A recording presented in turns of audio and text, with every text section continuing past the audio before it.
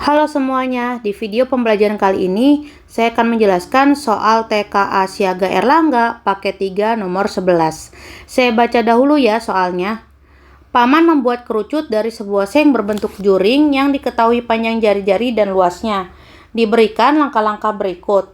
Urutan langkah yang benar adalah, langkah yang harus saya ambil pertama adalah bukan di soalnya ya, yaitu membuat sketsa sengnya yang berbentuk kerucut kan. Kalau sudah, kita buat garis putus-putus yang menandakan bahwa gambarnya ini adalah gambar 3 dimensi gitu ya. Nah, kalau sudah, saya harus membuat jaring-jaring. Nah, jaring-jaring ini untuk membuat kerucut yang tadinya 3 dimensi menjadi 2 dimensi ya. Nah, ini adalah alasnya ya kan. Dan yang ini namanya juring ya. Yang ini seperti ini bulat ya. Lalu saya buat garis putus-putus di sini. Nah, ya. Atau boleh juga deh utuh. Saya buat garis utuh di sini. Ya. Nah, lalu saya buat seperti ini. Nah, gambar ini harus menggunakan jangka ya kan? Harus menggunakan jangka. Ya. Dan merahnya sekarang saya hapus. Nah, inilah yang dimaksud dengan juring. Nah, untuk membuat juring, maka saya membutuhkan jari-jari supaya saya bisa menggunakan jangka kan.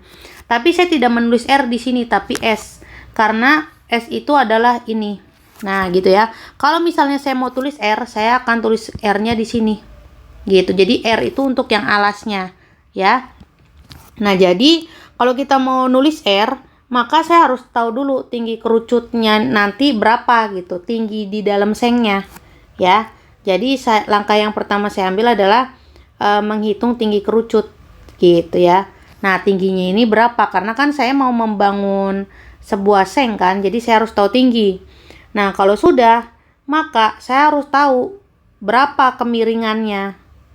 Gitu. Berarti langkah kedua adalah yang menentukan garis lukisnya. Ini di sini ya, salah menempatkan.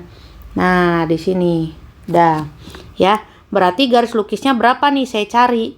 Nah, kalau sudah ketemu tinggi dan garis lukisnya, ya, barulah akhirnya saya gambar ya kan. Saya gambar seperti ini, lalu saya hitung kerucutnya. Gitu. Jadi kita ke hitung kerucut, baru hitung luas selimutnya. Kenapa? Karena rumus luas selimut itu kan pi r s. Jadi saya nggak bisa ngitung kalau saya nggak punya jari-jari, ya kan? Gimana saya mau tahu jari-jarinya kalau saya belum nemuin selimut garis lukisnya? Nah, ini namanya garis lukis ya, garis pelukis, gitu. Nah, kalau saya udah punya ketiga unsur ini, baru saya bisa cari volume dari kerucut. Walaupun sebenarnya volume kerucut itu nggak perlu banget kan? Saya kan mau membuat seng. Artinya kalau saya mau membuat seng berbentuk kerucut, ya kan? Artinya saya mau menggunakannya untuk kayak kubah atau atap bangunan gitu, bukan untuk menyimpan sesuatu gitu. Apalagi kalau volume kan biasanya tentang cairan ya. Jadi sebenarnya volume ini juga nggak butuh-butuh banget.